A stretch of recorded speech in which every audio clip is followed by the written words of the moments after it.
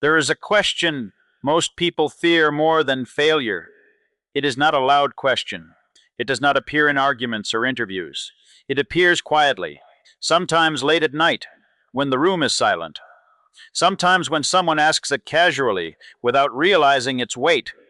And when it appears, something subtle happens: a pause, a deflection, a quick joke, a change of subject, because beneath that question lies a mirror. And not everyone is ready to look. The question is simple: what do you actually want from your life? Not what your parents wanted, not what your resume says, not what society rewards, but what you want. And surprisingly, many people cannot answer it, or worse, they avoid it entirely. Not because they are unintelligent, but because answering it honestly requires confronting something far more unsettling than uncertainty. It requires confronting the truth of who they have become and the truth of who they have not allowed themselves to be. Modern culture is strangely skilled at helping us avoid this question. From childhood, we are given scripts. Study hard, choose a career, be productive, be impressive, be successful. Life becomes a checklist of external achievements, degrees, promotions, possessions, recognition. But almost nowhere in this process does anyone stop and ask, is this actually your life? Not the life expected of you, your life. Productivity has replaced introspection. Visibility has replaced authenticity. And youth culture has made things even stranger. We live in a time obsessed with becoming something impressive as quickly as possible. But the development of the self, the deeper self, is slow, painfully slow. And this is where the tension begins, because the question, what do you want from your life, cannot be answered by productivity metrics. It requires something far rarer: self-confrontation. Carl Jung believed that the greatest psychological task of adulthood was something he called individuation. Not success, not happiness. Individuation, the process of becoming the person you actually are. But Jung noticed something disturbing. Most people never truly begin this process. They spend their lives adapting to roles: the responsible one, the successful one, the agreeable one, the strong one. These roles help us function socially. But over time, something dangerous happens. We begin to mistake the role for the self. And when someone asks, what do you really want? The mind panics, because beneath the role, there may be no clear answer. Or worse, there may be an answer that threatens everything we have built.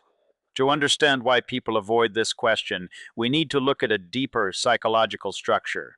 Avoidance is rarely about laziness. It is about protection.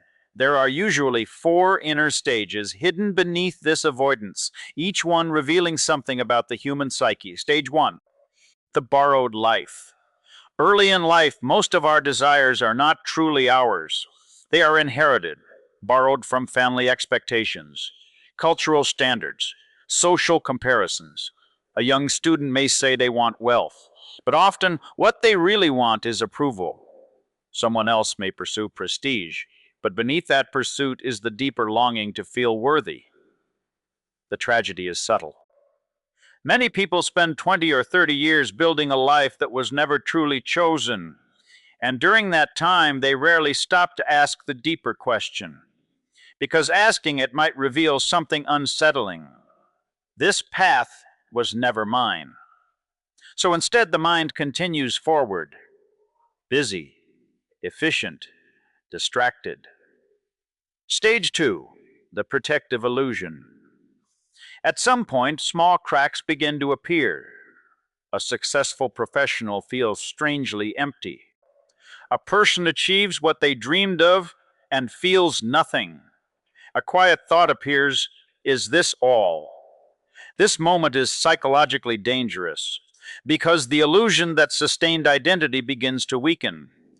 Jung believed that when illusions collapse, the unconscious begins speaking louder. Dissatisfaction appears, restlessness, sometimes anxiety or depression, but instead of listening, many people reinforce the illusion. They work more, consume more.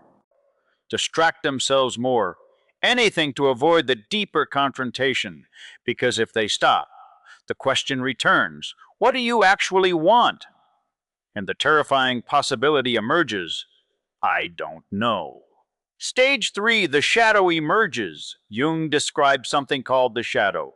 It is the hidden part of the personality, the desires, impulses, talents, and truths that were suppressed in order to fit social expectations. The artist who became an accountant, the thinker who learned to stay silent, the dreamer who chose safety. The shadow does not disappear, it waits. And when someone finally encounters the question, what do you want from your life? The shadow stirs. Because the answer often lies there. But confronting the shadow requires courage. It means admitting, part of me was abandoned. Many people instinctively avoid this realization. So they deflect the question. They laugh it off. They give a vague answer. They change the subject.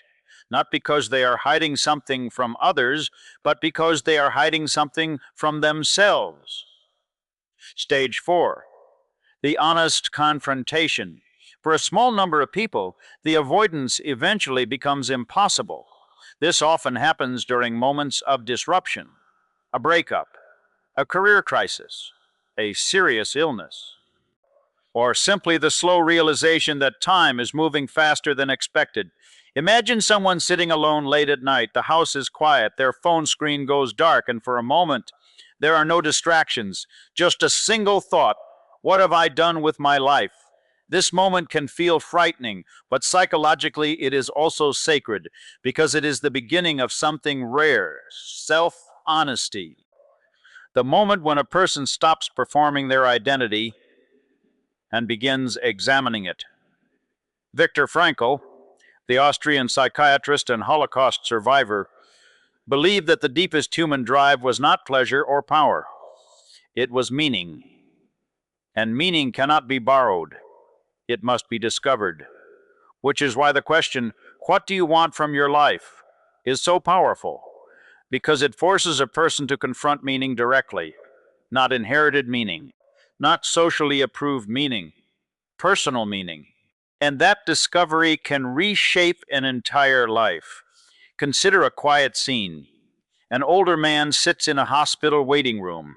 The fluorescent lights hum softly above him. In front of him sits a lifetime of memories, careers pursued, arguments held, moments missed.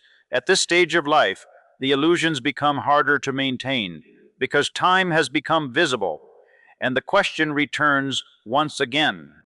What did I really want? Some people answer with peace. Others answer with regret. The difference often depends on whether they faced the question earlier or avoided it for decades. Friedrich Nietzsche once wrote something haunting. He who has a why to live can bear almost any how. But finding that why requires something most people postpone indefinitely. Radical self-inquiry. Not the shallow version, but the uncomfortable version. The version that asks, what excites me when no one is watching? What kind of life would I live if approval disappeared? What part of myself have I neglected for safety?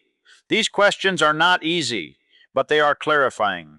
They remove the fog of borrowed expectations, and slowly something deeper emerges, not a perfect answer, but a direction. And this is where the story changes, because the goal of the question is not immediate certainty, it is awakening. When a person begins asking what they truly want, something shifts internally. They become less hypnotized by comparison, less trapped by social roles, less afraid of authenticity. Life becomes less about performing identity and more about building it consciously. This is the beginning of individuation, the slow alignment between inner truth and outer life. Near the end of life, Jung observed something profound. People rarely regret working too little. They rarely regret not accumulating enough status. Their deepest regrets are almost always the same. The unlived life, the talents never explored, the truths never spoken, the paths never attempted. Which is why avoidance of the question, what do you want from your life, is not a small psychological habit. It is a decision about the shape of an entire existence. Avoid it long enough, and life becomes something that simply happened. Face it honestly, and life becomes something consciously created. Imagine one final scene. A person walking home late in the evening, streetlights reflecting on the pavement, the world quiet for a moment. They pause, and instead of avoiding the question this time, they allow it to remain. What do I actually want? Not the socially impressive answer, the honest one. Perhaps the answer is still unclear, but the willingness to ask it changes something fundamental. Because from that moment forward, life is no longer unconscious. It becomes deliberate, intentional, alive. And in a strange way, that single uncomfortable question becomes a doorway, not into certainty, but into authenticity. So if you ever notice someone avoiding that question, changing the subject, offering vague answers, it may not be arrogance or indifference or confusion. It may simply mean the mirror feels too dangerous to face. Because behind that question lies the deepest confrontation a person can have, the confrontation with their unlived self.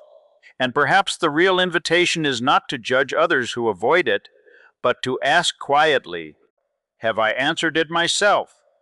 Because in the end, the question does not disappear. It simply waits patiently for the moment we are finally ready to listen. If this reflection resonated with you, consider sharing it with someone who might be silently asking the same question, and subscribe for more explorations into the deeper psychology of the human mind.